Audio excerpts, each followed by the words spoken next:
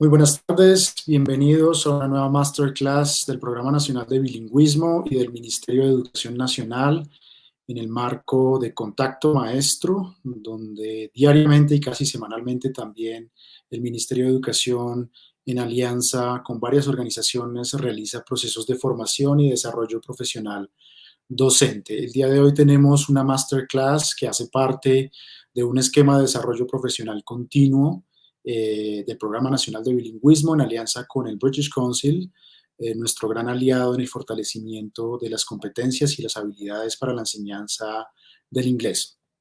Hoy tenemos el placer de contar con Nicolás Correa Bondano, un experto en la enseñanza del inglés, y con John Pulido, los anfitriones de la masterclass del día de hoy. Y pues obviamente en esta masterclass que hace parte de ese esquema de desarrollo profesional continuo, donde se incluyen procesos de microformación, como lo es esta masterclass del día de hoy, procesos de acompañamiento pedagógico, clubes de innovación, procesos de capacitación en la enseñanza de inglés con objetivos específicos tanto al turismo como a la cuarta revolución industrial, y cursos de inglés para la enseñanza que completan las necesidades de formación y de capacitación de nuestros maestros a nivel nacional. Le doy la bienvenida entonces a Nicolás, quien va a estar liderando el día de hoy la masterclass. Los invitamos a consultar constantemente la página de Contacto Maestro, contactomaestro.colombiaaprende.edu.co, donde estamos publicando constantemente la parrilla de masterclasses y de webinars de formación y capacitación que el Ministerio de Educación desarrolla. Y por supuesto, los miércoles, en este espacio dedicado al bilingüismo, estaremos desarrollando más procesos de formación. Nicolás, buenas tardes y bienvenido. La audiencia. Carlos, muchísimas gracias. It is such a pleasure for me to be here right now with all the students who are here with me, all the teachers who have joined the session today, and of course, all of you out there who are willing to spend your very sunny afternoon listening to all the experiences that we have brought to share with you. The first time we decided consciously to become teachers, there was a lot that we didn't anticipate on what happened before we entered the actual classroom, right? But with experience, we have come to realize that it's not only what happens during the 60 or 120 minutes, but everything apart from that, from planning to designing material, and something that will be the topic of today's session, which is the feedback, right? That element that has been, let's say, a little historically complicated. There's been a number of very different perspectives, but today we bring some very practical approaches to how to deal with feedback in our classrooms, particularly in the situation we're living today, in which we're not in the classrooms, or we are sometimes in the classrooms and our students away. And therefore, we need to create and foster some new practices in order to receive and provide feedback. Definitely. Well, thank you for this pitch, Nicolas. Thank you very much. And I would like to welcome everybody. Hi, my name is John Pulido, the moderator for this 5th masterclass. Welcome, everyone. I really connect with today's topic. Definitely is something that is directly connected to student achievement and learning. So if you're there, teachers, welcome. Who are watching us right now, please stay tuned. There will be plenty of strategies to use. I know that's going to be useful for your classes. And the most important thing, we want to improve students' achievement and students' learning. So this masterclass is a strategy by the Ministry of Education as part of the international cooperation agreement between the British Council and the Ministry of Education. It's also important to mention that it's part of the Inspiring Teachers 2.0 professional development program, and also the Contacto Maestro program. We invite you to check the Contacto Maestro program at contactomaestro.colombia.edu.co. code. We want to thank you and welcome all the teachers from all over Colombia. Everybody's connecting right now. I'm also following this session live here from YouTube.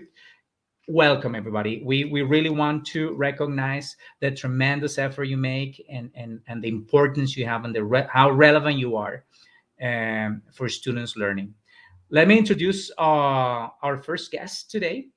First of all, let's start with Jorge Gutierrez. Are you there?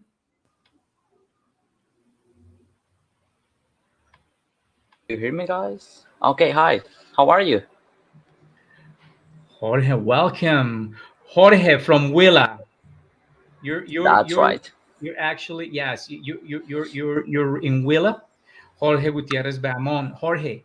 Jorge is one of the three teachers that are going to be with us today throughout the whole session, participating, interacting, commenting, reflecting, and all. Jorge, please tell us something about yourself. All right, hi, everybody. As you mentioned before, I'm Jorge Gutierrez. I'm an English teacher. Proud to say that. And well, I'm thrilled to be here with you guys talking about this very interesting topic. I have been teaching for quite a while now. So I think it's always good to keep going forward in this teaching process, right? So I'm very glad to be here. I'm just looking forward to all this interaction, all this information, and of course, always to learn more. So thank Yeah, you for that. definitely. I mean, what you said, Jorge, is true. We're here all to learn. But I know for sure all the teachers that are participating right now on YouTube on this broadcasting, you have the chat there. You can participate there. Your voice counts. So we want to hear from you. Okay, now let's move from Huila to Boyacá. Uh, Institución Educativa San Pedro de Arcángel, no, San Pedro de Iguaque. Julie Paola Monroy. Good afternoon. Welcome, Julie. Thank you very much for having me here. My name is Paola Monroy.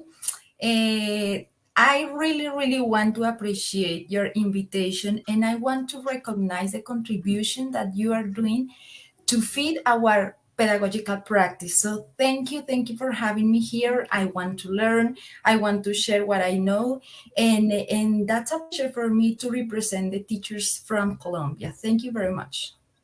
Julie, I mean, the pleasure is ours, really.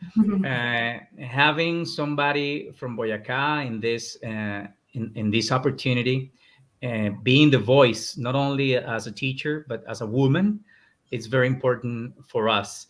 And definitely, we're going to learn. And from Huila, let's go back to Huila again. Institución Educativa Atanasio Girardot. We have Nestor Felipe Santos. Nestor, good afternoon. Hello, everybody. My name is Nestor Santos. I'm very glad to be here. I'm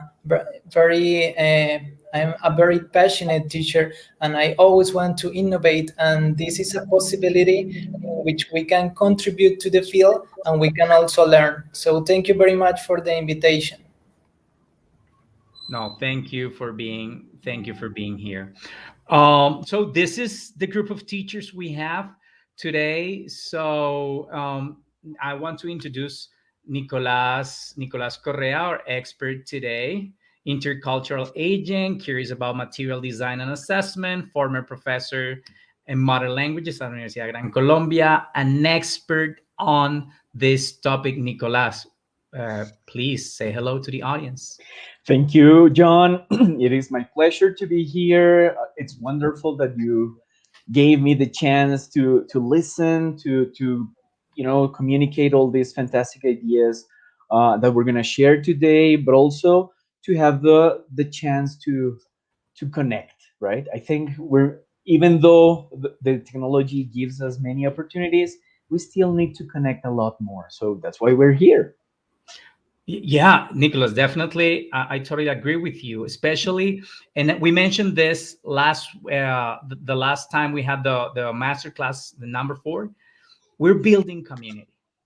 I mean, we're English teachers, we're language teachers from all the national territory, from all Colombia. We have the same pains. We have the same passions. We really want students to learn, to achieve, to improve, and all of that is bringing us together today. Okay, so I would like to take a minute just to say hello to all our teachers who are connecting right now. Welcome everybody. Please, the chat is active. Please chat there. Leave us your comments, your opinions, your participation. Remember, you will get the certification by completing the registration form. Whenever you see, and I guess production is going to show it later, a QR code, you'll get a chance to scan the code and get access to the certificate, to the registration form. Also, it's going to be pinned down the top of the chat so you can access it and register there. Okay, so please, everybody. Nicolas, I guess it is time to start, right? Are we ready for this first section of the day, challenges and opportunities? Yep. I think we have a small message from the ministry, and then we'll be right on. What is ECHO Teens? Well, Yeah, sure. ECHO stands for English for Colombia, and it is an educational radio program designed to promote English language learning while exploring different fields like technology, arts, tourism, and sports. The program is designed for teens and presented by teens, Rosita, Aleja, Ana, and Lucho, together with Julian, their English teacher.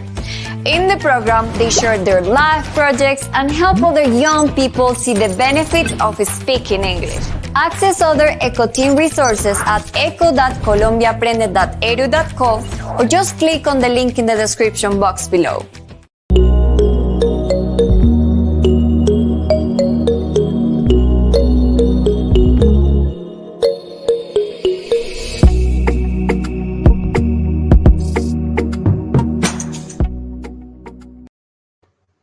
Well, so as we started today's session, kind of the topic of our conversation today will be regarding one of the moments of the class, right? Which is the one that we call the feedback moment. So I wanted to start with this question that I usually ask my students, teachers, information about what do you think is the most important moment of a class, right? Of an English class. And I have brought some options for you out there to send me your answers very quickly. And John will be giving me some of your answers, so we know, in your opinion, what's that moment that has the most important, let's say, relevance when we're teaching. The first option is a warm-up activity. For letter B, you will choose the language focus. For letter C, you will choose the language practice. For letter D, we will choose the communicative or the interaction event. And if you have other options, choose the letter E and send what other moment you think is the most important. For now, let's ask our guest teachers. Jorge, what's that moment in the class that is the most important for you? Well, I think it's something difficult to choose from. Let me see. I think the communicative interaction event, I think, is very relevant for me, because in that stage students can apply everything that they have learned, and you can have like a pretty good idea of what are their strengths, also what maybe are their the things they need to improve, right? So I would guess that one. The interactive moment, absolutely right. It is the opportunity we give students to show what they can do, right? And to actually tell us some of their stories, because in the English language is has that particular characteristic that gives students the opportunity to tell, right, and to talk. That's Thank right, you, Jorge. exactly. Thank you. Paola, how about you? What do you think is that important moment of the class? Well, I would say that the opening, the warm-up activity, Mhm. should be truly magical. Why? Because that's the time when I connect myself with my students, and my students connect themselves with the teacher. So it's like a bridge, you build a bridge in your classroom. So you need to be connected with your students. You need to show your better face. Smile every time you go into the classroom and show that you love what you do. I think that's the most important moment. It is a really, really important moment as well, because of what you're saying, right? It is when we turn our teacher mode on, if we ever turn it off, and give the students this feeling that we are approachable, that they can trust all those fears of speaking a second language in us. So that has another really, really important. Paula, thank you very much. Nestor, how about you? All right. Well, I think I agree. I totally agree with my partners, but I choose option E. Uh-huh. And that option is not kind of another, but one that involves everything, right? I think every part of the class is really important, because if you miss the beginning, they are not going to be motivated, and they are going to feel frustrated or bored during the class, right? And I also think the conclusion, the ending of the class is also important, because we know what is really important in that class. So I think all of them are really important for the class. That's, I mean, of course, I absolutely agree with you. Whenever we plan a class that is compact and solid, all the elements have their own relevance, right? But you mentioned one that I really like, which is wrapping up, which is like the moment when we tell our students, hey, what did we do today? Or how did you feel today? Or what did you learn today, right? I think that those keywords help students be connected to the knowledge that they have been practicing in the class. John, how about our chat on YouTube? Do we have some answers there? Oops, John, I'm sorry, we can hear you. Or I can hear you. Now is it okay? Yes, perfect. All right. No, I was saying that we have a lot of answers. Most of them, as far as I can read here, is D. The option D. However, we have other teachers participating and mentioning, for example, let me quote here, Olga Lucia Kitian. She's saying Warmack activity, different one, but most of them are saying that is D. Januario Peña D, Carmen Reyes, Alberto Paez D, Edwin Bastida says C, the language practice, but David Alejandro says D. Aleida Leonor Solano mentions that the best answer for her is A, but most of them are answer D. Fantastic, right? It would be really interesting to have another session where we actually get to discuss a little between these two ideas, the language practice and the communicative event. But definitely, it depends a lot on the approach we have to our classes. Yes. I didn't include feedback here, right?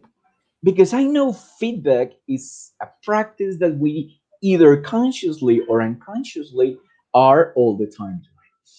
But if we could define, right, in one word, what feedback is, what would that word be? So hashtag feedback is, in one word, what is feedback? How about you, Nestor? Let's begin with you. In one word, feedback. Oh, no. Jorge, sorry. Let's begin with Jorge then.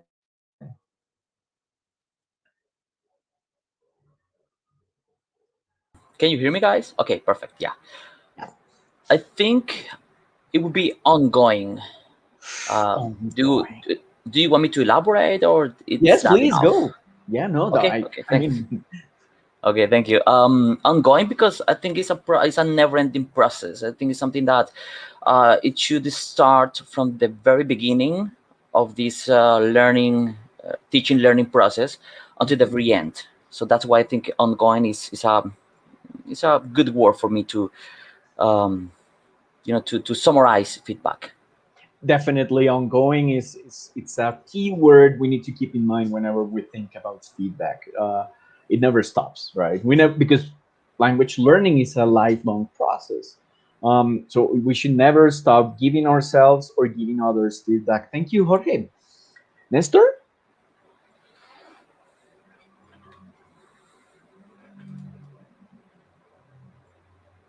Okay, Paola. Okay, I would say that feedback is a journey. Why? Because you need to know a route, right? You need to know when to walk, when to run, and when to stop. So you will have a person who is going to tell you what you have to do. That's the Yes. guide. It's an interesting metaphor you're using, especially the running, the walking, and the stopping, right? Um, and sometimes we need to go backwards as well. We need to Yeah, return or retrace our absolutely. steps. Um, yeah, totally, right? The feedback as the journey part of our learning process, which sometimes we tend to forget that because we have come used to receiving feedback as a number, right? Well, when I was in school, Mhm. my feedback was the grade, and that was all the feedback I received. When I came to learn about what feedback truly was, I discovered all these fantastic opportunities that we have to decide in which moments we can move on and in which moments we need to go back. Thank you, Paola. All right. Um, how is the hashtag going, John? Do we have any answers? Oh, I was going to say before that I really want to encourage teachers to use the hashtag feedback is in every part of this session of this masterclass. We're going to use different hashtags to keep the conversation going. So we really encourage you out there to use the hashtag feedback is. Hashtag feedback is. We have a lot of answers. For example, Kelly Campo, she just tapped here. Hashtag feedback is opportunity. Again, Wow. David Alejandro says feedback is to test and evidence learning. Feedback is allowing students to know how well they're doing. Jose Henry Marin Beltran says feedback is about what is doing in an effort to reach a goal. What is feedback, says Fernay Ortiz. I also want to say something because I was reading this in a couple of comments. For me, and I agree with some of the teachers here, feedback is information. Wow. Great. Period. Feedback is valuable information that gives me hints or specific traces of something that I've been doing. If I told you a joke right now, actually, I'm very bad at jokes. All my jokes are bad. My family knows that, and they are like, "Oh my god, you again." If I tell you a joke, I expect a reaction, and that reaction gives me feedback, gives me information. I know Totally. your reaction would be like, "Oh my god," but okay, that's feedback, anyways. Okay. I am the best audience. I laugh at all the jokes, so you would be delighted with me. But I do understand the idea of hashtag feedback is information, and we're gonna deal with that because sometimes we do so much feedback, but we do not organize it in a way that becomes meaningful for us and for our students, and even for parents sometimes. That all that information is lost in our archives, right? Nestor, let's wrap up with you. Hashtag feedback is. Okay. Well, I think feedback is a response. Why? For example, if you accelerate a motorcycle, you are gonna get a response. It is gonna move, or it is not gonna move, right? But that is also a response. For example, did you like the food? You are gonna get a response, and that is the feedback that you need in order to do something or not to do something, right? So I would define it that way. And I like your two examples because of multiple reasons, right? The motorcycle. If you speed too fast, you will fall off your motorcycle, right? If you haven't actually activated your motorcycle, it will do nothing, right? If your motorcycle is not on, you can push the feedback or the accelerator and it will do nothing.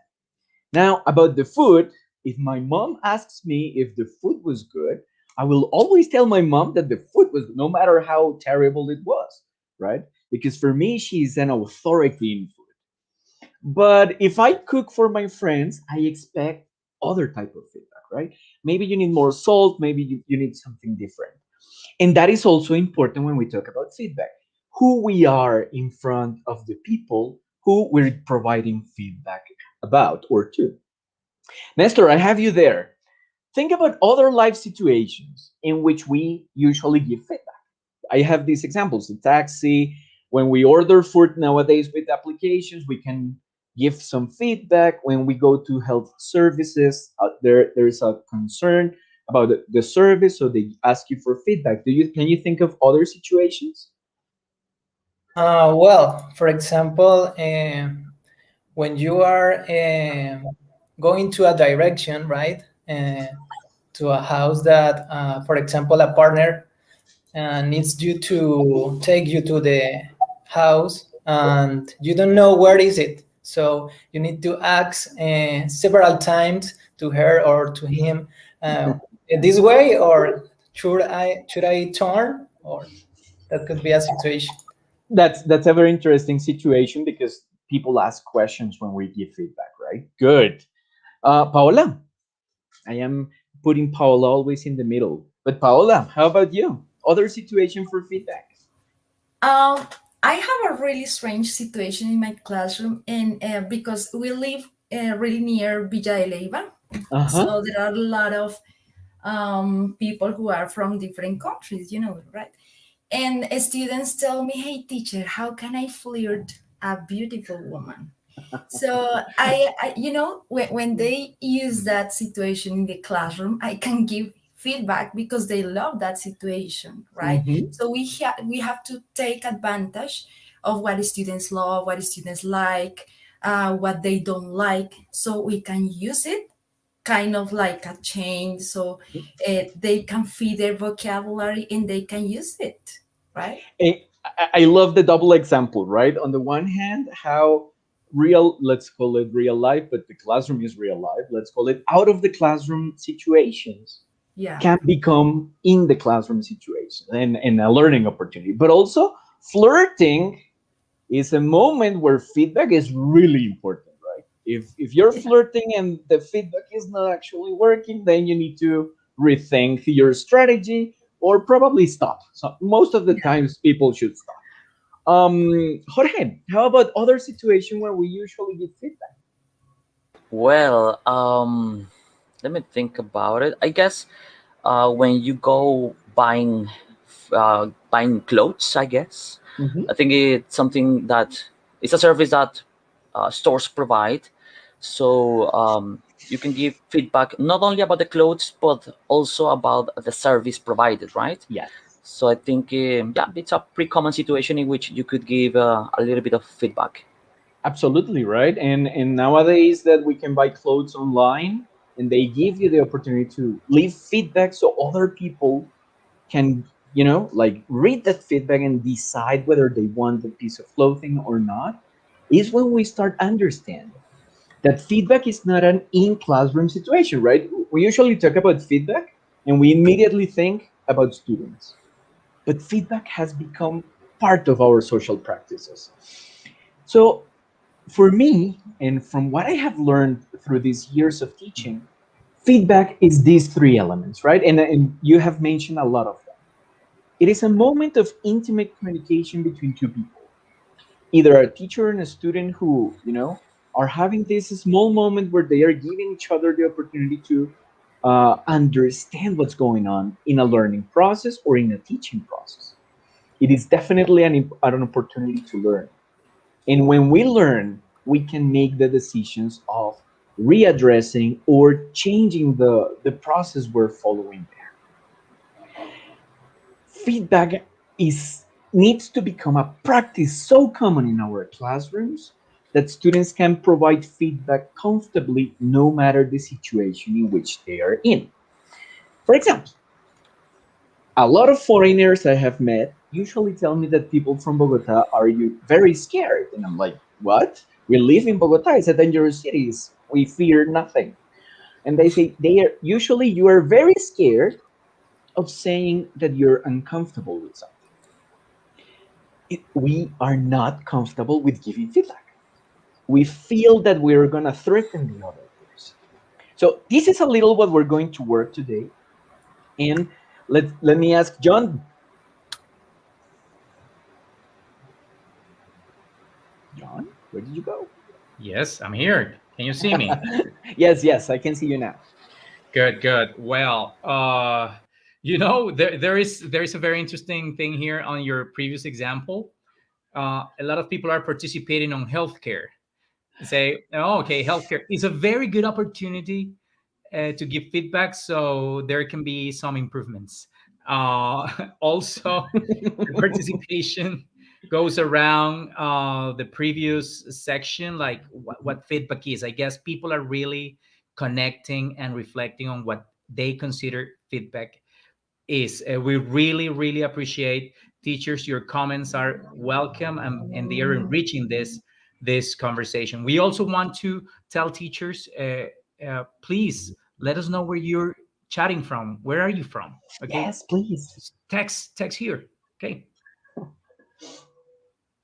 I think then, John, if it is okay, we can Yes. start with the next section. Yes, and I guess Nicolas, before going on the next section, I want to remind that this is master classes and strategy by the Ministry of Education. Okay, and that is part of this international cooperation between the British Council and the Ministry of Education. So we want to thank the ministry and the British Council for having us here and for allowing all the teachers and all the community to have this conversation. Also, the Inspiring Teachers 2.0 Professional Development Program and the Contacto Maestro program are also here. And as you said, Nicolas, I guess we are ready for the next section. Yes, we are.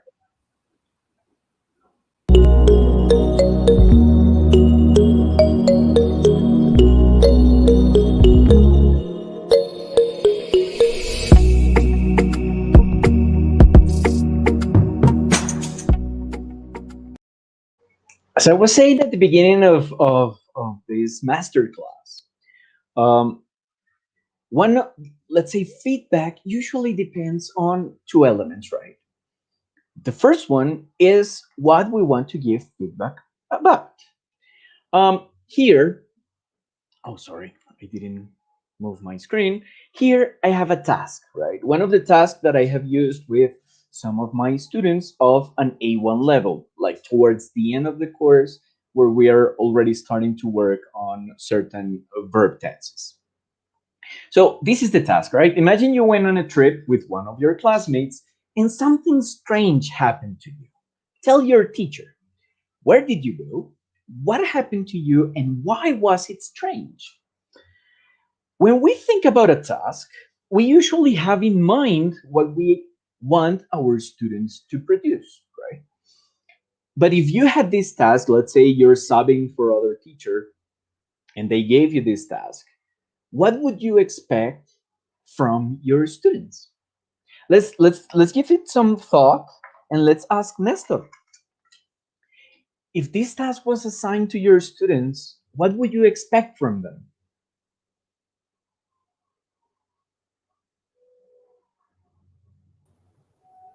Okay, I would expect that to have maybe two ways of having the information, right? First of all, when you accept questions, you want to get a response. They can do it orally or they can do it by writing. So we can expect a report from them, and we know that a report is usually done on the past, right? So we expect that they use all these grammatical issues and the tenses and all these that is important for reporting. Perfect, right? That's an amazing answer because it gives us the information that of what we want from our students. Now, let's think about it on the other perspective, right? When we start receiving, as Nestor mentioned, like perfectly, we can either receive a written text or an oral text. And then we will need to start making certain decisions. Now, these decisions are like part of our life, right? First question, like how can your students send their work to you? Nowadays, um, we have been away from the classroom for a while, so we have become kind of familiar with certain tools, but sometimes we're unaware of how to maximize the effect that those tools can have, right? How do you usually receive the work from your students, Nestor? Well, written, and I also try to improve the oral skills because all of the skills are really important. Mm-hmm. Good. And do you receive them on paper or do you use something else? Technology, you know Good. that nowadays Fantastic. technology is really important for this. But you need to be careful because with technology, you also have the opportunity to check, right, what you are writing. But I think they are also learning when they correct themselves. They receive the feedback from the computer, and that is also important. That is a help for us as teachers. It is. It absolutely is. Um, Now let me change the question to Jorge. Let's say you receive your tasks online as Nestor does, right? Once you have received all these tasks, how can you provide meaningful feedback in some of these situations that a lot of the teachers who are watching us have to live with, right? Huge classrooms or limited resources like technological resources, for example, and the most valuable resource of us, the teachers, which is a limited amount of time. What do you do? Well, that's a hard one, I think. Well, it depends on many factors, but I think what I would do is just depending on the number of students in the class and the limited resources. For instance, I would use something simple as WhatsApp, right? Maybe we have a WhatsApp group. Students can send their short audios, and in that way, I can give a feedback. But I think for huge classes, I can give like general ideas about what I checked previously from all the tasks, right, that they sent. So I will, of course, I'll try to be specific, like, okay, these comments are for everybody, right? Um, Depending on that, right? If we have smaller class, well, that would be another case. Maybe I can give direct feedback, again, through an audio. Maybe if we have the opportunity of having these synchronic classes, we can just speak a little bit about that, but again, limited time sometimes. So yeah, there are a lot of factors, as I mentioned before. But to summarize that, WhatsApp, just some audios and something maybe general, I Mhm. mean, that can apply for all the class, and each student um, should work on that ability of interiorizing, just like, okay, I think that happened to me, or I feel like I did that. I think you have like identified the most difficult part of these decisions we are making, right? Sometimes we understand how important feedback is for our students, and we want to make the best.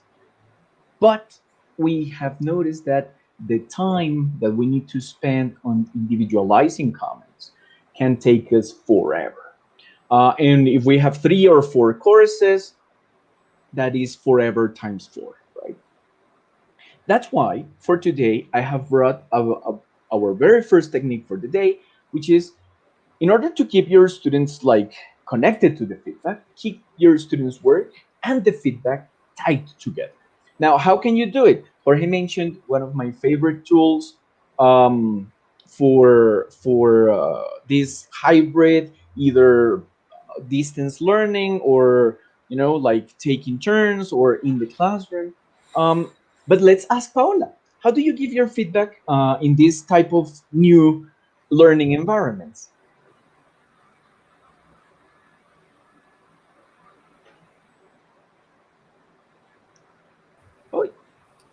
Okay, it's my turn. Well, you know that the students love social media, right? So I created kind of like a Facebook wall on Padlet, Mhm. and my students love theater, art, and music, singing. So I use those skills, and they post what they do in the classroom on Padlet. So I have the opportunity to share and to give feedback to a general group, to a Mhm. community, right? Well, if I have to give it individually, I would do that. But I'm trying to fit in what my students are failing or what they're doing right. So I There you think go. that this is a community that is feeding on what they need. That's all. Fantastic, right? These ideas like Padlet, where we can have all the work together and then provide some general comments in a collaborative way, are Yeah. just great, right? They have given us a lot of opportunities around the topic. And you emphasize this very important aspect. It's not only about saying the negative stuff, right? It's Mhm. also about providing positive comments, because our students are not terrible. They are Mhm. learning, right? That's where they are. Thank you, Paola. Okay. So we have heard about these two. We're gonna mention them a little later, but I particularly feel that WhatsApp has become a massively used application.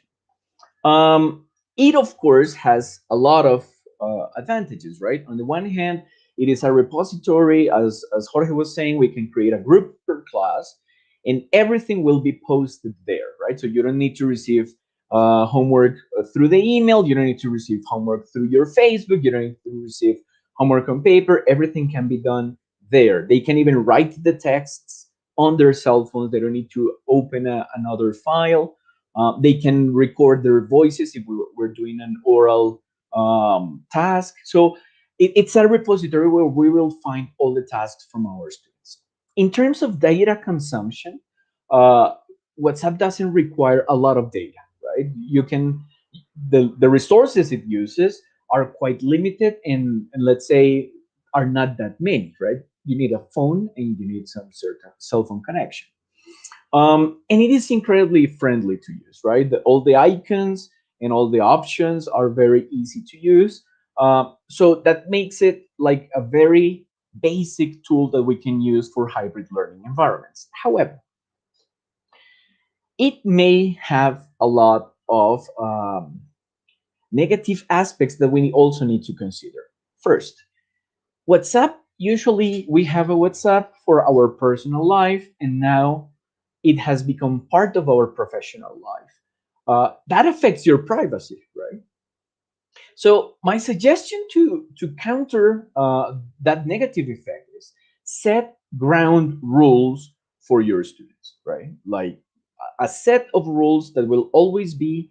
You can even start that message, and so when a student breaks the rules, you just tell them read the rules, right? A schedule for sending messages, not sending private messages to the teacher unnecessarily, avoiding the use of unnecessary content, right?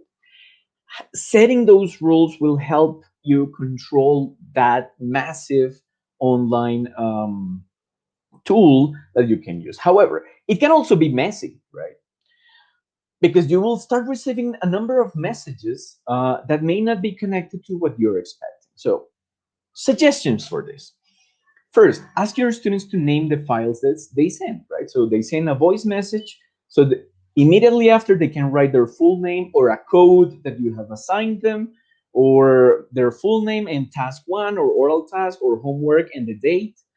So you can quickly search those specific names and identify if your students did the homework or the task, right? And also, at the beginning, when you set the task, write a small message like below post your tasks. And when you finish receiving, write a message, the task is closed, right? So you will have a small, let's say in a time course, you will have very clearly which are the tasks that you need to double check or to revise. That will give a lot of order to your chat, right? So you don't have like a bunch of messages and you don't know where to start or where to end. And while these help us organize how to receive them, how we still have the problem of giving delayed feedback to a large group, right? One suggestion that Paola and Jorge mentioned was, what do we do, right? Give general comments. But then those general comments may be very positive for the community, as Paola was saying, but we also need to try to create certain individual comments for our students. How can we do it? In three quick steps. First step, there are a number of rubric makers online, right? We suggest this one called Ruby Star, which is actually very easy to use. And when you access it, you will have all these options of pre-designed rubrics, right? So let's say with your students, you're writing or you're going to do an interview, your students are going to do an interview as their oral project. And when you click here, basically you will write your name, right? The name of the teacher. You will write the project name. Let's call it interview your favorite rap musician, right? Or whatever task you want to assign. And here you will be able to choose your criteria from some pre-designed labels, right? Some pre-designed categories. So, for example, the politeness, right? You select politeness as one of the criteria that you want to assess your students. Immediately, the web page will give you the descriptors for a 4, the descriptors for a 3, the descriptors for a 2, and the descriptor for a 1, right? So you don't need to design each descriptors. They are already here. And you want to also talk about preparation, and you also want to assess follow-up questions, right? Notice how quick this is. Once you have done this, you just need to click here on submit, and you will get, sorry, I forgot, you can write here in zip code. Since we're international users, you just write 9999. And once you click on submit, geez, teacher, pay attention. Mr. Correa. Here we go. Seriously? You see, this is what happens when you don't pay attention. It's a temporary rubric, but once you have finally clicked submit, this is what you will get, right? A rubric designed specifically for your expectations. Remember when I asked you at the beginning, what would your expectations for this task be? Now we're transforming those expectations into descriptors for assessment. If you already have your own personal rubric, then you can follow to the next step, right? You download your rubric and you will use a tool that a lot of people have problems with, but it's incredibly simple to use, and is an Excel chart. I have prepared one for you that you will be able to download later, in which I want to show you how to create reports for your students. So check this out. I have here in the first chart the class list of my students, right? And I have given them, according to my descriptors, to my criteria, certain numbers. Here you will find the rubric that I have chosen. So I have elements for pronunciation, fluency, grammar and vocabulary, and comprehension of the task. I have already graded my students' tasks, and now I want to give them a report. But if I send my students this, right, I copy this and paste it, it will probably not mean a lot, and we are reinforcing the idea that feedback is only about numbers. Much better, we can do a report like this one, right? What is the type of task? This is a speaking task. And in this type of report, I can choose only one criteria that I want to use. For example, I want to give them, for this specific task, I want to focus on fluency. So From the list, right, Juan Diaz has influency a 4. I will already have the criteria of the 4. But if I look at Nicolas Correa, who is probably a not very good student, sorry, Nicolas Correa is from Pedro Perez, the criteria immediately changes, right? I don't need to copy and paste multiple times the comments, but the report is generating these ideas very quickly. Now, how do I send it, right? Actually, the process would be very, very easy. But before that, with this type of Excel charts, you can create your own reports, right? Because you can tailor your criteria, you can tailor your descriptors, you can tailor the task, or you can do another element that I forgot to mention because, well, I'm mentioning a lot, sorry, which is, sorry, I got lost here. It is a complete report.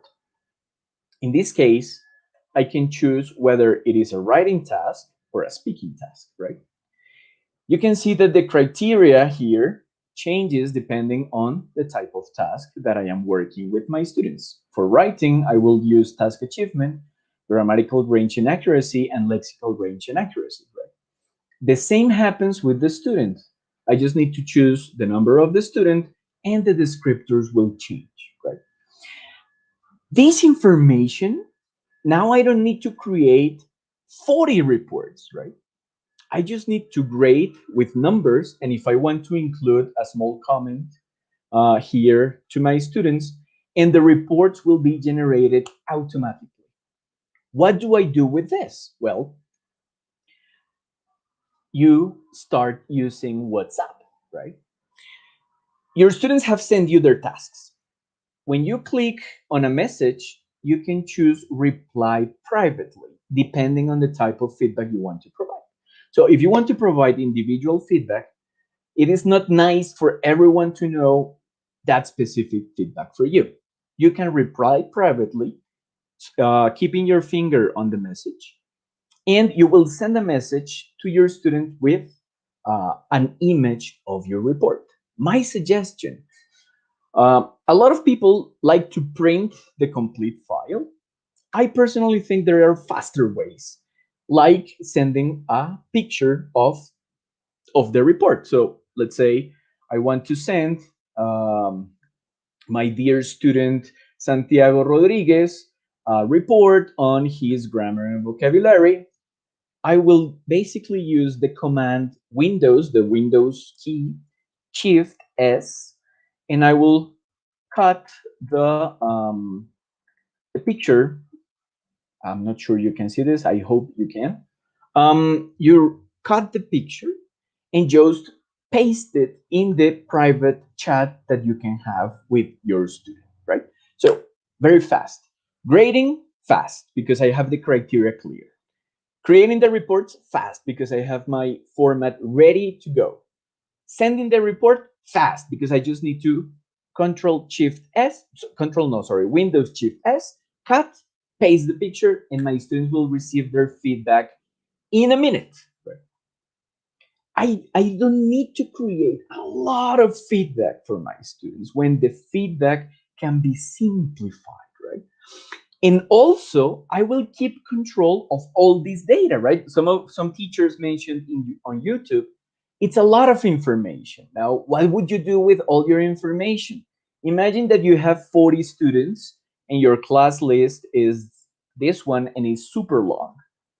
Make an average on pronunciation, make an average on fluency, make an average on grammar and vocabulary, make an average on comprehension. Which score is the highest? Congratulate your students on that. Which score is the lowest? What do I need to do in my students' classes to help them improve in that area? Your information now is not dead, right? Now your information is in use. You can also create pre-made comments, right? You don't need to write a comment for every student if you don't want to. You can create certain comments or certain elements of a comment and just copy and paste. So every student will receive a personalized message, but very specific feedback upon what I expected from them. This is the first, let's say, the first idea, that the first strategy that I suggest, right? Let's try it out. Let's try it with my teachers here in the virtual classroom. This image that you can see here is a written report that a student from A1 wrote as a response to the task, right? Edward and Mauricio went on a trip to New York and entered a bar. They saw two pretty women, but the two girls spoke English, and Mauricio and Edward were in English 1, and they did not understand the girls at all, right? That's the story. Now, my dear teachers, Jorge, Paola, and Nestor, let me ask you, would you choose a single criteria? Which one? Or would you use a more complete report? Let's begin with Paola, because I always put Paola for the second. Okay. I would say that I use a holistic approach. Mm-hmm. Why? Because in a general way, sometimes when you work like peering students, grouping students, building community, I think that it's easier as for students and the teacher to feed onto what you are probably failing, right? Mm-hmm. That's the point. I don't know if I am wrong, but that's my answer. No, good. No, we're not wrong. These are practices, right? So you would rather give them comments on everything, so Yeah, in order to avoid like focusing probably on something negative. yeah. Good. That sounds like a really good idea. Nestor, how about you? Okay, can you hear me? Yes. All right. I would focus on many criteria, right? Some criteria, many aspects, right? Because when you are more specific, you can maybe think more specifically, right? Very So good. you define the path that they need to go through to get their goals. Yes. Yes, I do agree with you. How about you, Jorge? Well, I think that I would choose a more holistic criteria. Mm-hmm. Different aspects that contribute to a whole. In this case, for instance, I don't know if it's something about if this text is oral, it could be fluency, pronunciation, accuracy, Yes. vocabulary. In this case, written in the written version, it will be connectors about punctuation, capitalization, different things, and to notice that in this case, for instance, if it is a written text, they can use those let's say that feedback or that information also for oral text, Yes. right? So they can go over that. Mm-hmm. So I think it would be a whole, not just something so specific, but to let them know that this is a language, this is many elements at the same Mm-hmm. time converging and working together. I really like that you synchronized on the answer, that we usually, the more feedback we provide, the, let's say, the better the comments will be, and let's say the work will be a lot more clear. However, I have also noticed that focusing on specific areas for specific tasks gives us other elements of analysis, right? So, because sometimes we're so focused on the task accomplishment that maybe we leave behind the range of vocabulary that our students can use, which is an important criteria as well, right? Or maybe they can use grammar perfectly. They are these grammar masters, but they stutter too much and they speak too slow, or they are unable to keep the conversation going. So that's a matter of fluency, right? So while I do agree that um, giving feedback on multiple criteria, multiple elements, multiple categories gives the students a sense that they are, while they are doing great in some area, they may be weak in some others. It is also a good idea to provide feedback on certain elements only, right? So students can also, okay, maybe I don't need to work on everything. Maybe I can focus during the next week or the next 2 weeks on this area that my teacher is providing me feedback with. Thank you. Thank you very much for participating. But then don't go yet, because this is feedback from where we stand, right? And which is a place that is usually comfortable because we don't have to receive the feedback, right? Giving the feedback is usually the comfortable part. How about using peer and self-assessment in your lessons? Now, for all the teachers out there who are not with me here, unfortunately, help us, right? You can write a number in the chat with your answer, right? Do your students use peer and self-assessment in your classes? 4, absolutely. They are the best at them. I mean, they know what to do and they do it amazingly. 3, sometimes they get easily distracted when doing it. 2, hardly ever. They don't truly understand the purpose of it. 1, never. There's only teacher assessment in my class. So if you're there in the chat, just write us the number and then John will help us report it. But let's begin with Paola. Do you All and right. your, let's see. Okay, I would say that absolutely. I would like to share one strategy that I use with my students about self-assessment and it's they love movies. And this is a movie called Inside Out, which is well known in Colombia as Intensamente. Mhm. So there are some characters, and they are disgust, fear, joy, sadness, and anger, I guess. Mhm. Yes. So I use those characters to make my students reflect upon what Mhm. they do in the classroom, right? So for Mhm. me, it's easier because they can identify, okay, I'm doing well, I'm doing, no, I need to improve, or I am doing well in this type of category in grammar, in verbal tenses, and whatever topic I teach in my classroom. So Mhm. I would like that they are starting in that process, but they love this strategy. Good. Starting is always important. Thank you, Paola. Jorge.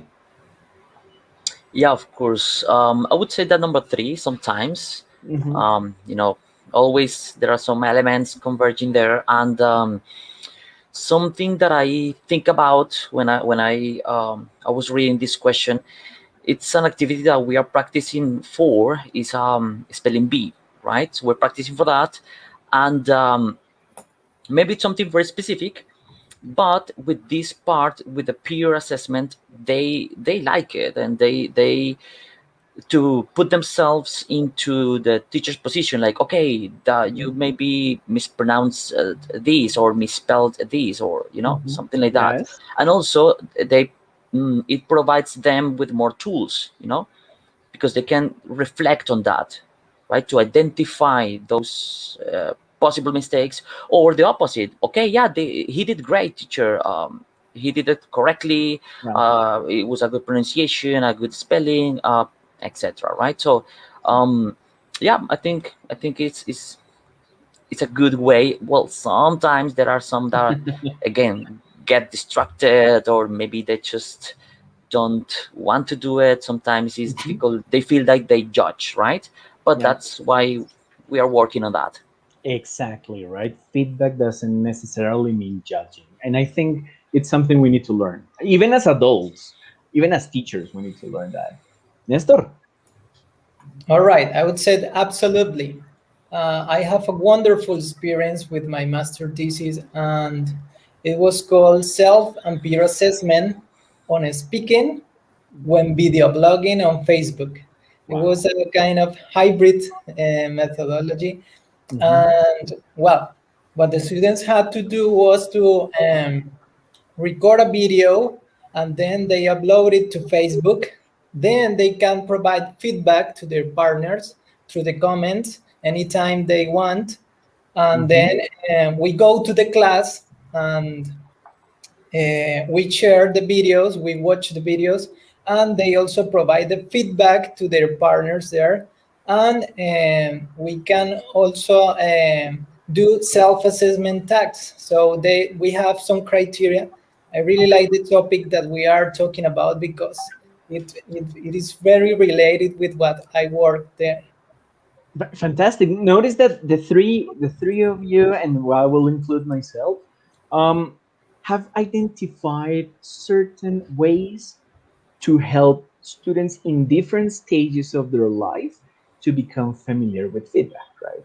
Either with an activity as complex but simple as the spelling bee, and where they can focus very clearly on certain limited elements, to identifying with a character the feedback they want to give, or the feedback they want to give themselves, or as advanced as what Nestor was proposing, on doing it on Facebook, right? Which requires additional work. It's not just, okay, go and do the comments, right? There's an additional work that we need to do. John, any comments?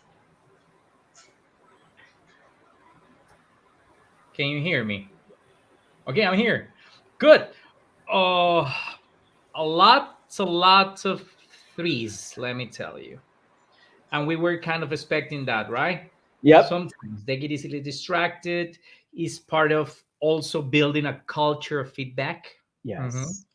And it's something we should be implementing also in the early years. So when we go on these strategies throughout the time, students get accustomed, but not only students, I guess also parents, okay? Yes. Is the whole learning community which has to be involved in this process and this feedback process. But yeah, most of our teachers are typing 333, just some 4, like absolutely, but most of them are number 3. Yes. Great. I mean, I think if we are in the sometimes, we're in the moment where we can move on, right? And then try something new, probably and hopefully with the ideas that I will give you right now. Because sometimes, as John was mentioning, it feels like self-assessment is telling myself how good I am, or telling my friend how good he or she is, right? And that is a huge part of the assessment, of the feedback, Yes. right? Because we need to recognize our work, and recognize the progress that we have had, but not only for rewarding, right? For improving. So, Yes. as John mentioned too, the second strategy that I want to present to you is train your students to give and receive feedback, because it's not only commenting, right? It's also how I can receive what the other wants to let me know. First, we need to create routines for our classes, and routines are always relevant in the language class. And we have them, right? Even if we are not sure that we have them, we always use the same greeting, we always say goodbye in the same way. We know in which moment the class attention is ready, so that's the moment I need to take advantage. We know what routines I need to do when they are kind of distracted. We have routines in our classes. One of those routines should be peer and self-assessment. How can we make it part of our routines? First, we need to plan them, right? We need to have, as part of our class course and as part of the plan that we have for our session, in which moment I want to do and what type of assessment I would like to try. Peer assessment is fantastic in synchronic questions, right?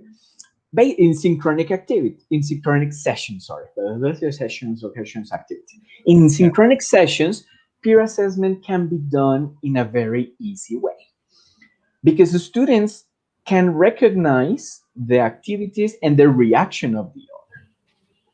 While self-assessment is equally valid, but particularly for comprehension activities, right? Whenever we do reading or listening, those are perfect moments for a self-assessment, because the students know how much they are understanding, how difficult the text was, and how far they have come compared to previous moments. If this becomes a routine, if my self-assessment becomes part of my session, my students will be able to spot their progress, right? But if I only do it once, maybe twice in every 4 months, what kind of progress will my students be able to follow, right? Those with great memories will be right on spot with that. But let's face it, our memories are not particularly good after we started using smartphones, right? Because everything is on the smartphone. But if we do it routinely, they will know how much they have progressed. And that's the purpose of feedback, particularly of self-assessment.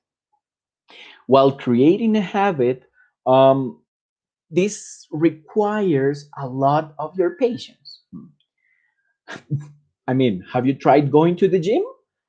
That's creating a habit. And even if you pay for it, after a week or two of excitement, you start saying, it's too early, it's too rainy, it's too hot, it's too cold, I'm too tired, I'm too busy. And if you don't push yourself, you will start forgetting your habit. So creating habits requires help from teachers because we know how important they are and we are the experts in building them. Apart from, some examples for routines that we can try in our classroom, like Paula mentioned, and maybe with on Facebook, Nestor tried out, like giving each other likes of heart or laughs. There are these two very common examples. The one on the right, which is the traffic light, where students just need to signal the color that describes how they are feeling about their work, right? Or the other one, which is a set of cards that you can ask your students to have ready, right? So, okay, so how was your score? Let's say, how was your score on the reading? So they can raise the red or the yellow or the green one. This allows you to visually identify how is the progress of your community, right? Of all the class. You don't need to ask each one by one. You can, with a simple color, you can spot how they are doing. And they won't be embarrassed to mention they're not doing good or that they are doing great or that they are like somewhere in between the two. Now, of course, these two examples are really good with kids and teenagers, all the same. But when we start working with older ages, we can use feedback as an opportunity to teach our students other type of vocabulary that we may not commonly use in the interactions that we have. So how to do that? First, just simplify your own rubrics. You already have your rubric. You designed it before, remember, with rubric star. But that language that we use as teachers is not usually the same that we use with students, right? So, or that students use with other students. So simplify your rubrics. You already know what you want to address. Make it more comprehensible for our students. Always start small. This is a training process. And as every training, we cannot begin with the most difficult task. Just use very simple descriptions and start making it a lot more complex as your students start acing how to give feedback. One very useful tip: when you're designing these rubrics for your students or for your learners, use quantifiers and frequency adverbs. They will be your best friends forever, okay? Because basically, you can, and I will show you an example in a minute, with only using quantifiers and frequency adverbs, you can design your rubrics like really, really fast. Try to give them only one criteria to focus on, because if you do ask your students to do your job, probably they will tell you, but that's their job. Right? But if they want to focus on a specific area, I want my students to focus today on task accomplishment. I want them to focus today on fluency. I want them to focus today on the use of grammar. I want them to focus today on mechanics, right? Punctuation, capital letters, etc. Your students' attention will be limited. And give your students time to make comments. Not only your rubrics like check, no.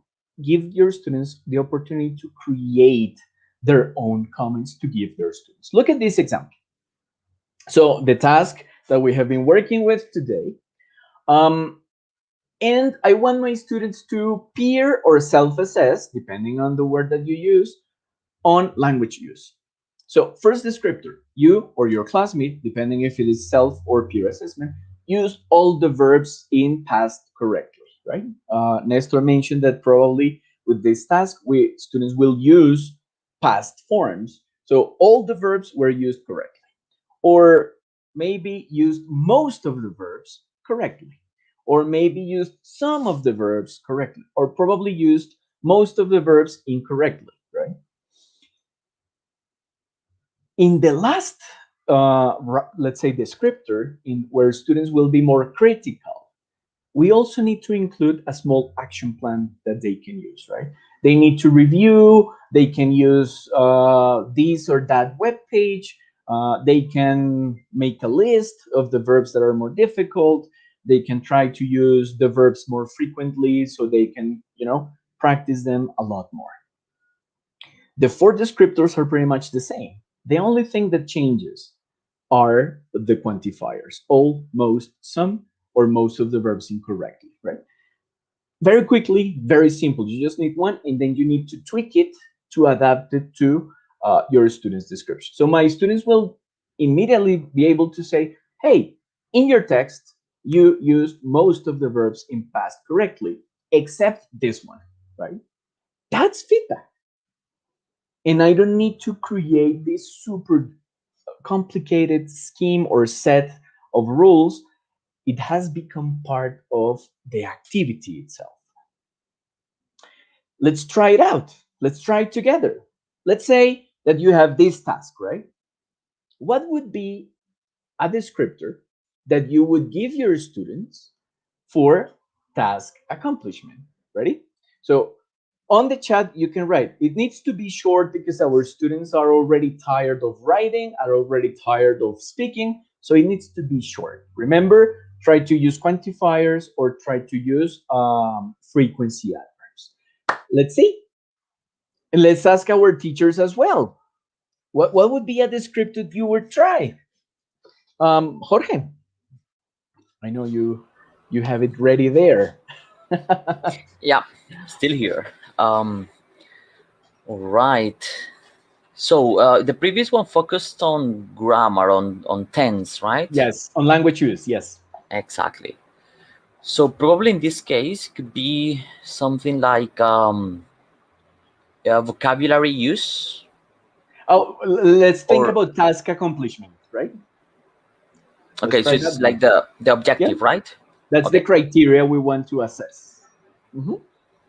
All right. So used the student or students used most of the vocabulary reviewed. It could be something like that, and to change the frequency adverbs. Yeah, that could be a good one. A few, some, most, some of them. So we can tweak it a little, and we can say, for example, you, because this is self-assessment, or your classmate, right? Mm-hmm. Used, I don't know, 10 new words from the lesson or from the unit we studied, right? And then, exactly. Oh no, you used 5, or you used 3, or you used 0 new words that we learned in the lesson. So we're giving them a sense of how much is great, how much is not enough. Good. Exactly. I like that one. Numbers, right? Yeah. Yeah, with numbers. Numbers are also fantastic for this. Paola, how about you?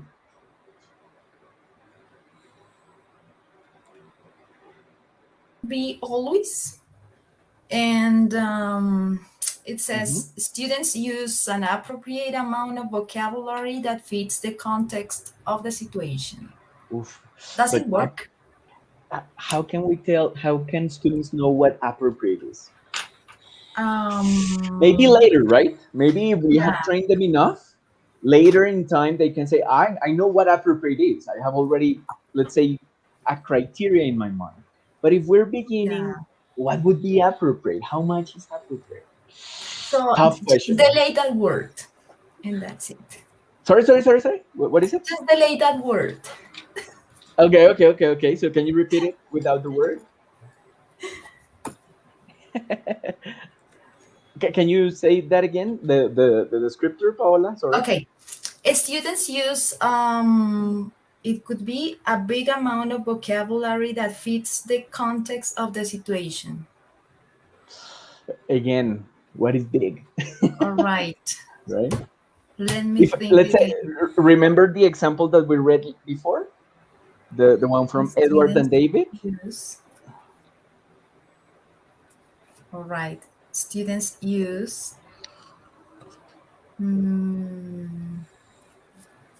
The thing about vocabulary is that it is a difficult descriptor. I'll give you some minutes, okay? Let's see. How about you, Nestor? How would be a descriptor for a rubric for students of self or peer assessment? Well, I think the purpose of the activity is to answer those questions. So if we good. don't answer the question, we wouldn't do the task accomplishment. So I think the student. You just said it. Go. You have it. You have it. Most of the questions that we make.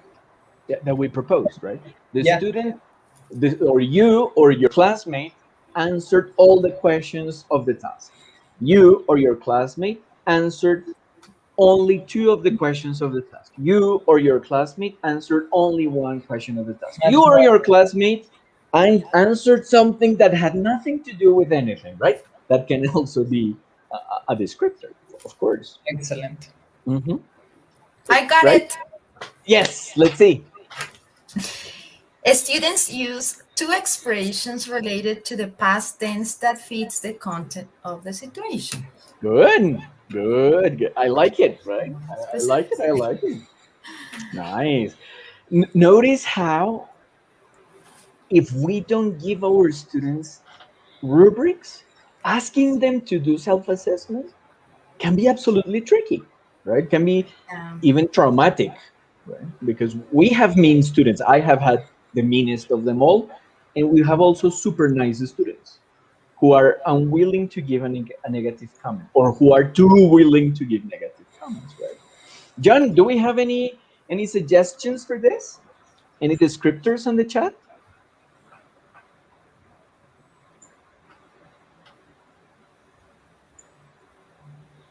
Participating. Yes. For example, well, people are talking a lot about grammar or language use, like given the number of paragraphs required and the number of lines, for example, very specific things that you can also quantify. But in general terms, they are commenting on that. And also we have people joining the conversation after we started, and they're getting just commenting on previous questions. So basically, yes, they're trying to do the exercise. It's not easy, all right? It's not easy. Just they're trying to figure it out. But we're having interesting comments here. Great. Now remember that you're not. Let's say you don't need to invent the wheel, right? Yeah. The wheel has been invented. There, Ruby Star gives you the rubric. You Everything's there. Take it, relax it a little for students, and then you're good to go. Yeah, definitely, Nicolas. Nicolas, I mean, teachers are participating. They're writing their comments, their reflections, answering our questions and all. But really, I want to encourage teachers also. We are just 30 minutes away from finishing this master class. And for us, it would be very valuable if you start asking questions. We encourage you also to use the chat to ask some questions. At the end of the session, we're going to have some time to answer them. And we would like to have also those questions that you have for us. Thank you, John. Yes, please bring on the questions. Yes, bring them on. Bring it on. Great. So this was the second step. Now, for the last part, and something that we sometimes overlook, right? Peer and self-assessment should be part of the final assessment. This cannot be only a reflection thing, right? It's just like when you go to the health services and you write, no, I love this doctor. No, okay. This doctor was super annoying, or he was rude, and they do nothing. Right? It's the same in the classroom. If students are open and honest about the comments they offer, those comments should be part of your grading system. I know that sometimes these comments are usually attached to some qualitative characteristics, but we can connect it to certain quantities as well. Right? Why? Because if they know how to assess and provide feedback to each other, they will also become familiar with the rubrics that we use. So our job will also be a lot easier when providing them feedback, right? And we should usually give our students the opportunity to know what they are going to be assessed in. So before they do that, at the time that you give the feedback or assign the task, also provide the feedback that they will have to complete. Why? Because they will go the extra mile to get to the highest score. But how can you keep things together with your own grading system? The simplest tool that you can use is Google Forms, right? So if you have used Google Forms allow you to create, very simple questions that you can use massively with 40 students. And then you can ask them, okay, assess this person or assess that person, and write the comment and choose the descriptor that best assesses their work. When you take a look at the results of Google Forms, you will have the numbers and you will have the comments, right? So you can include those numbers as part of your grading system as this. It is easy to design. It doesn't require a lot of data, right? The web design is very, very light. We can use it in hybrid environments. We can use it in the classroom if the school is equipped with internet. We can use it at home when we are having synchronical sessions. We can use it in distance learning, so we can assign the peer feedback after the session. So Google Forms actually provides the opportunity to keep track of self and peer assessment. Very clearly what we need to do, what teachers need to do, we need to establish routines. We need to create or simplify the rubrics that we use for our students, and we need to include the peer and self as part of the assessment of our final grading system, right? Now, feedback, and I'm sure you have received feedback at least once in your life, makes you anxious, right? And we cannot only think about creating the routine or training our students without also training or helping our students let us know how they feel about the feedback that they are receiving. On the chat, right? This is a matching activity. How do your students feel about the feedback? So you can write 1A, 1B, 1C, 1D, 2A. So connect the two ideas to let us know how your students usually feel about feedback, either yours or peers or self-assessment. Let's begin with Jorge. One idea. How do your students feel about feedback? Oh, sorry, Jorge, I cannot hear you. Excuse me, sorry. Let's Yeah. try it out. Sorry, yeah. So I will start with happy when they get excellent results. And I think it's a huge motivation to them, and I think that's another big element.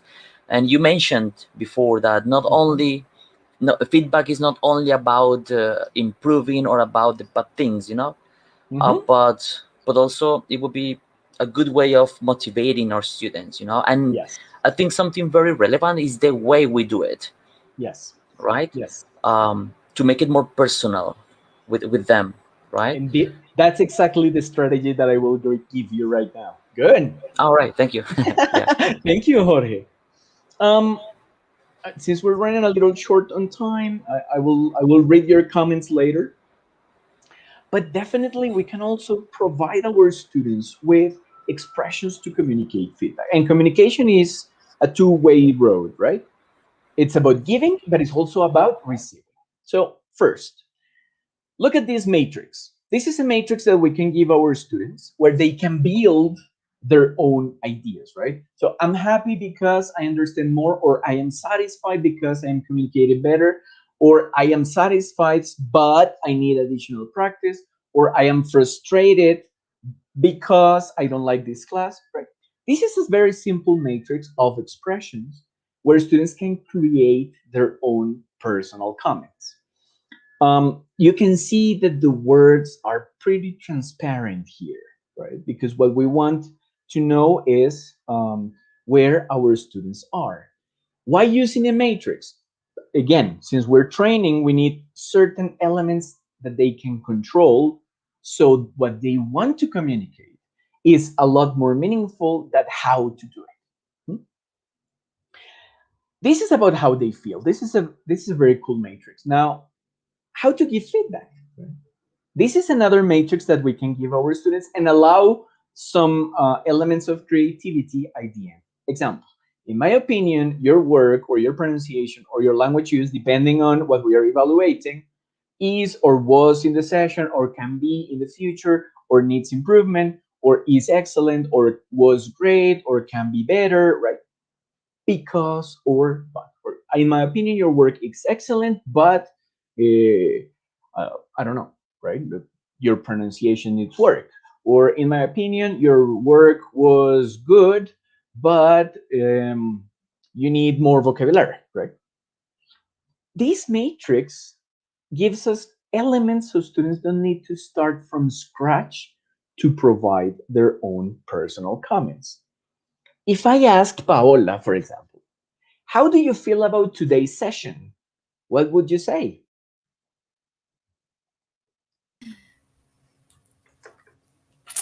I would say that I feel absolutely grateful because I have learned a lot from you and from my partners. And this is an experience that I don't know, I was waiting for, because you know that the last year was terrific for all of us, and we did our best with our students, but we also need these spaces, this context where we can share our knowledge, and this meaningful experience are, are feeding our teaching practice. So I'm really, really grateful with you all. I love it. Now, I want you to give me some feedback using my matrix, right? Because you're an amazing speaker. So, but now let's think about, like, let's simplify it a little with this matrix. What expressions would you use? I would use like a little bit closer, Yeah, you can like, simplified. no, I mean with the matrix you can build your feedback for me, right? Okay, I would say I think your pronunciation was excellent because you are a really good English speaker. Oh, thank you, Paola. Easy to build, right? Easy to Yeah. build. Jorge, how about your feedback for me with the matrix? Alrighty, so in my opinion, In my your opinion, wow. language use is excellent because your intonation and your stress words are on spot. Wow. Yeah. I'm so happy now. Good, thank you, Jorge. Does that motivate you more? Oh, no, even more. Nestor, how about you? Right. All right. I feel your work is great because you are really prepared for this. You have no idea how prepared I am. Thank you very much, Nestor. Now, Okay. this is, notice how students can choose their own, let's say, expressions, and they can complement with an idea of their own, right? So we don't give them everything, but they can complement. Now it is my turn to receive the feedback. I agree with all your comments, my dear teachers, but I would like to have more time. Yeah? Again, I am having a set of language that my students can become extremely familiar with and avoiding the I am agree, by the way, and giving them the opportunity to share opinions at the same time, right? Give some, elicit some. The combination of these two practices will become a way in which feedback is it's a practice that is not traumatic but building. Mm, Now, how can we share it, right? How can we help our students understand that their voices are incredibly important for our classroom? Well, in this case, I have brought two ideas, right? One very low income, low resourceful, low resources, sorry, which is a bulletin board, right? In the bulletin board, the students can post their messages for their classmates or their messages for themselves during the week. Um, it is very helpful because they are all the time seeing it, right? They have the opportunity to have this as part of their learning environment, and it means that it will be part of their learning as well. And another one, which is a fantastic tool, however, it uses a lot of resources, is Flipgrid. Flipgrid is a platform where people can leave oral or written comments upon other people's work. Um, these are usually video comments that we can like watch a number of times, and it is also a repository. I understand that sometimes we don't have all the resources available, right? But either of these options will turn your lessons and will turn feedback as something meaningful where your students' voices will finally have a loud noise in the assessment. Well, I think these have been my three techniques. John, is there a message for us? Well, a lot of messages. I've been taking notes too of all the things you've been saying and the comments everybody is making. Well, we're about to start the next section, but before, I want to invite all the teachers to visit Echo Web. We have a lot of tools just tailored just for the teachers, for Colombian teachers, for the Colombian context. Okay. In there, in Echo Web, you will find resources like Echo Kids or Echo Teens. Okay. They come with different guidelines and worksheets and strategies for learning and for the teachers to use them. We invite you to go to eco.colombiaaprende.edu.co.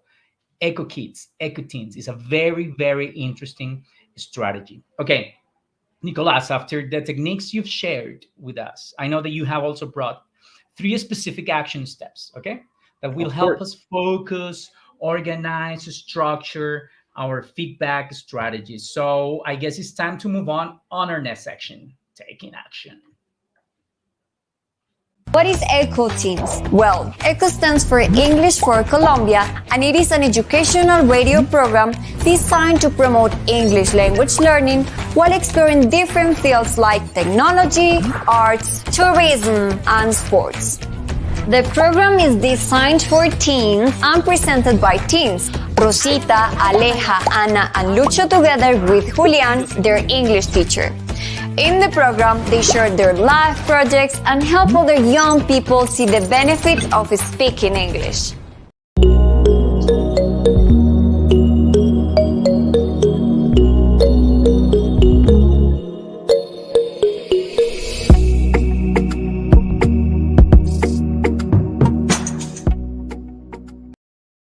So, we kind of had like a conversation around feedback, but now let's get into action, right? Action step one: use a rubric maker to create your own rubric, right? It's as simple as name your rubric, select your criteria, submit, and download. I mean, it takes you 2 minutes.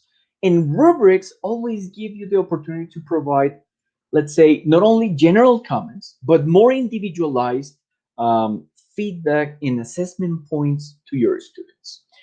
Second action point: implement at least one self-assessment strategy or one peer assessment strategy. Either of these two, which can be very simple, have a huge impact on how your students approach the meaning of feedback, right? That feedback is not nagging. Feedback is giving students the opportunity to learn and to understand where they are. Action step 3: share your students' comments on a collaborative board. And there are multiple options. From the low tech one, just keeping the comments somewhere in your classroom, to more technological dependent ones like Flipgrid for video, and Jamboard and Miro, which are like online boards where you can post small comments for specific students. I think with these 3 action steps, you're more than ready to move that sometimes that we mentioned in peer and self-assessment into an absolutely, into turning our students into masters of feedback. Oh, I'm sorry. I think John was coming. He must be running fast. Hello. I was running fast. Online, of course. 3 very concrete action steps. Nicolas, all the teachers are thanking you. And I extend this gratitude to the Minister of Education and the British Council and the teachers who are sharing all this time with us together today. And really, it's been, the teachers are very happy and very grateful, and they are saying that it's been a great master class. They are taking a lot of things away for the personal use and the use in class. So I wanted you to know that. Of course, Thank you. now it's time, because we're running out of time. Yeah. It's time for the recap. Okay, pay attention, everybody, and don't forget.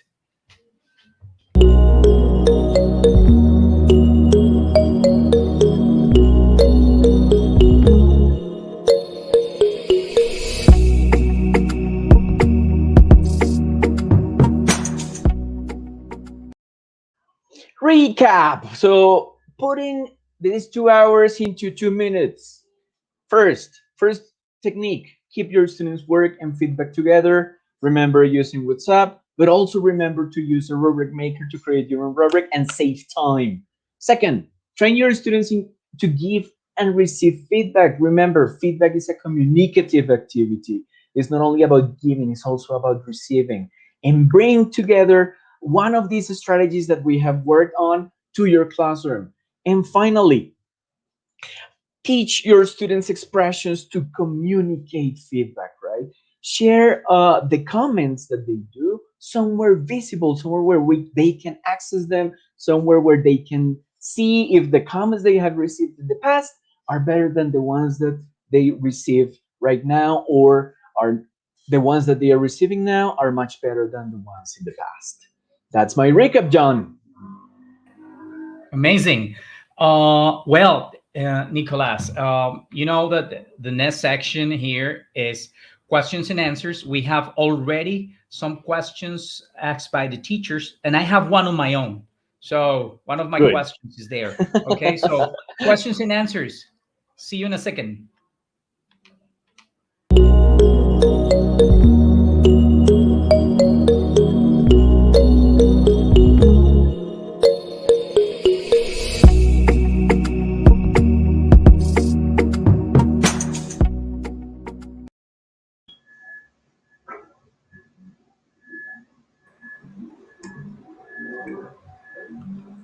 Hello.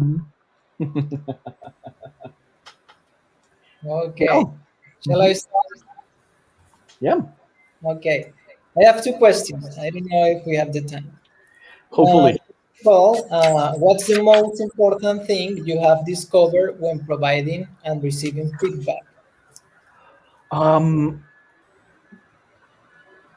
I think sometimes we're so worried about learning that we forget that students have feelings, and feedback usually gives us that opportunity to listen to what's going on with our students, right? And how they are improving, and helping them know whether they are doing better or not. So I have learned that my students want to be better all the time, and they are so human about the feedback and so afraid of it that when they discovered how useful it is just amazing for them. All right, emotions. And the Yeah. second one, very quickly, what should we do with shy students so that they can feel confident to provide and receive feedback? That's my case, right? I'm a very shy person, so but if we provide them with, like, the strategy we were presenting, provide them with expressions so they can start. Once we jump start them with the expressions, they can start giving shorter and shorter and then longer and longer comments with time, right? Practice. Yep. Thank you. Thank you, Nestor. I Paula? think I have. Oh, okay, Jorge, sorry. go. No, Jorge, let's go. Okay, sorry about that. Thank you.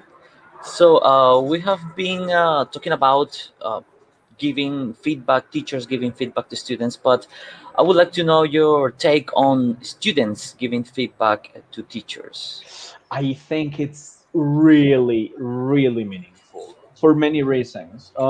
Sometimes you're blindsided because students usually like to let you know what they like, but we need to make time to let them tell us what they don't like. Or sometimes I usually do this practice at the end of all my courses. Tell me the thing that you enjoyed the most, and the moment where you felt the most uncomfortable. And in those questions, I mean, they are anonymous questions. In the second question, they usually remember a day when you were not feeling yourself, right? And then you start, yeah, or probably a practice that you do. In the past, I used to repeat a lot, and everything was like. So I basically liked everything. They were like, you use like a lot, and I was like, I need to monitor my language use. So I think it's really important, and it's also leveling the power structures a little of the classroom, right? And language it's all about leveling power structures. All right, thank you. Thank you, Jorge. Now you, Paola. Okay, now it's your turn of questions. Yeah, I'm sweating here. How to make my students' parents, who are also part of the community of the learning process, believe, in feedback as the key of the successful learning process of their sons, and how to join them in that process. Wow. It of course depends on a lot of on like the relationship you have with parents, right? But I would say a lot of parents don't believe in this because they think we didn't plan enough activities for our class, right? If this becomes a routine, they will understand that this is not that I ran out of time, so let's do self-assessment. No. They will understand that this is part of the class. So on the one hand, routines can be reused. On the other hand, once you have collected data, you can tell look, my assessment, the teacher assessment, and the peer assessment have similarities, right? So this assessment of students and of peers and self-assessment is giving your student the opportunity to know that not only my opinion is important, but the way the others perceive him, or the way he or she perceives themselves, it's as important as well. We can try to sell the idea of, well, your son usually believes that he's not good in this area, I believe, and look at the peer, right? We need to try to, let's say, connect the feedback as part of our lesson, not only the every 3 months let's meet and talk about your child thing that has, like, the parents have that impression sometimes, right? So if we show that the work is work and it's not just a waste of time, with the results and with practice, I think that may change the perspective that parents have. Thank you very much. Thank you, Paola. Whew, tough questions. Wow. Jeez. Yeah. You were sweating, literally. Yeah. Bullets, yes. Yep. Okay. we invite you right on the screen. You're seeing right now a QR code that takes you directly to the registration form. If you want to get the certificate, whether you do it on the QR code or the link on the chat, it's pinned up there. Well, I have some other tough questions. Are you ready? Good. Tough. I like tough. Okay.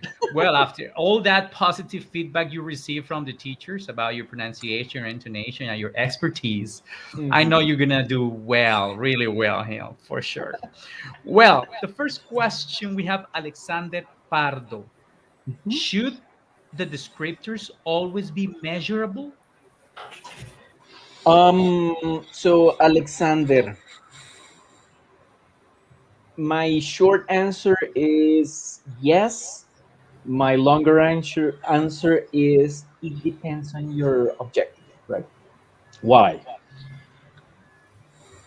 Usually we need to consider that subjective opinions don't necessarily reflect the reality that we are observing. Sometimes we don't, let's say an example from other teachers that we don't know that may exist, right?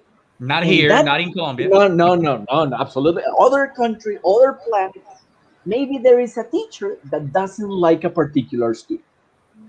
That never happens. No, I mean, I cannot imagine that, but maybe it happens, but we need to think about the situation. So if the rubric is observable, there is no space for the subjectivity of the teacher. So the assessment and the feedback will be very as objective as we can make it, right? If we keep it in abstract terms, then there's a lot of biases that will interfere with the assessment.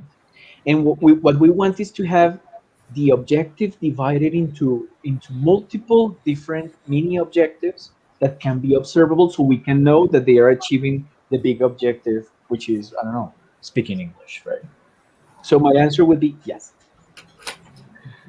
Okay, that's a very good answer. I'm pleased with that. And I guess our guest teachers are pleased too. Well, the second question, Arbey Arbeláez asks this question, and I have part of the answer, Nicolas. Okay, as a voice to the Ministry of Education and the British Council.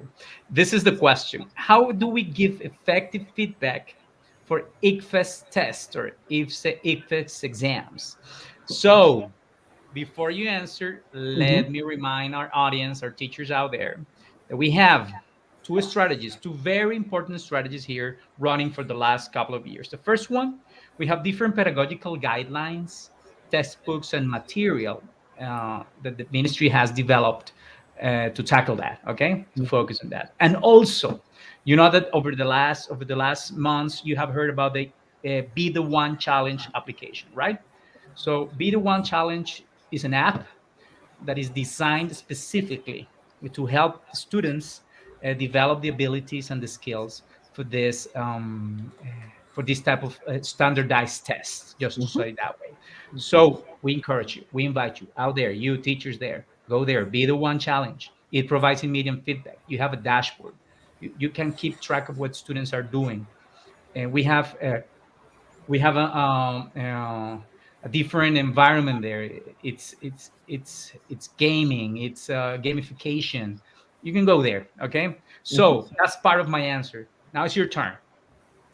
Well, thank you, John, for that that huge ball. Hervé, I think John answered the question of how to give feedback in preparation for. I will answer the question of what to do when you get the results, right? The after. The results have their own descriptors, and I think the ministry has done a really good job writing those descriptors for us, right? So the school needs to understand what those standardized exams aim and what the information they receive means, and start working around those results, right? Because the result is giving you a picture of a specific moment, of a specific Sunday or Saturday when the students took the exam. How can you make that picture better the next time, right? What do you need to change? Those are the, let's say, the feedback is there. Now, what do you do with that feedback? What decisions, how are you going to change the direction of your language courses? That would be like my other part of the answer. What to do with feedback, right? It's a decision that the school and teachers need to make in conjunction with. Now we know where our students are. What's going to be the next step? Perfect. And then the last question, just to finish here, it's what we call a combo question. It's different questions that are aligned on the same thread of idea, and it's about moments of the class. All right. What do you suggest to give feedback at the end in different moments, in different activities? How long should the feedback take? Because time has always been a problem. Gladys Moreno asks, and also Olga Lucia Kitian. Can I do feedback in different moments of the class? Elena Campo Gutierrez or Campo Gutierrez. So what can we say about that? Jeez. I might have mentioned that feedback needs to be part of your plan, right? Good. And it depends on what you want to provide feedback to. So if you begin the class and you have a warm up, and your warm up has an interaction, and you want to do a self-assessment there, go ahead and do it, right? Because you already had a warm up, and that warm up can be assessed. Oh no, but you have a reading comprehension exercise in the middle of the class that will probably lead to an interaction. But you don't want to assess in this class the interaction because you don't have enough information about reading. Assess reading, right? Yes. And provide feedback about it. So what else can we do? Now, you begin the lesson, you provided a short text, and now they are having the interaction, and you want to check upon the fluency of your students in the interaction yourself. Okay, take out your rubric while they are doing it, take your notes, and at the end of the activity, provide the feedback. A lot of times when we talk about time, like for example today, right, I ran out of time, it's because we overplanned and our expectations were too high. So it means that if we're running out of time for feedback, we need to calibrate the other activities, right? Probably reduce or probably simplify a little, or sometimes we can extend one session into two sessions, right? And having two different moments of feedback. In the first session for preparation, if it is a task for preparation, do a form of peer assessment or self-assessment. And then for the second session, when it's performance, a teacher assessment. But assessment feedback should happen all the time, and students should know that feedback is part of the class. So my answer to what moment? Plan it, right? As soon as you start planning, your time starts calibrating itself. Amazing. Well, I mean, you didn't have to recalibrate your planning. I guess just it's 5 p.m. and I don't want to leave you, and I don't want to finish this Me neither. without thanking, thank you, Paola. Thank you, Nestor. Thank you, Jorge. This session wouldn't be the same without you. You're the teachers' voices in these master classes, and I really want to say thank you. Okay, I give you a round of applause for you, and I really recognize your participation, your thoughts, your reflections, your strategies to your experience here is valuable. I really also want to thank you, the teachers out there who are watching us, hundreds and hundreds of teachers out there, and of course our expert. Thank you very much, Nestor. No, thank you. Thank you, Jorge, Nestor, and Paola, for sharing, right? Because this was what it was all about sharing, me sharing, and you sharing. Thank you to all the teachers who joined us, who listened to us these 2 hours, or what they could. If you couldn't watch the first part, just go back and watch it. And thank you for having me. I really, really appreciated the opportunity of coming here and talking to teachers. It is always a pleasure to learn from them. It was an honor to have you here. Remember, the next master class, August 11th, from 3 p.m. to 5 p.m. How to foster practice and interaction in the English class through flipped learning. Okay? The session will be delivered in English. So join us, invite other teachers, We're building a community. Thank you very much. It was a pleasure to have you here. Thank you. Thank you. Thanks, everybody. Thank you very Okay. much. Bye-bye. Thank you. Thanks, Have everyone. a good one. Bye-bye.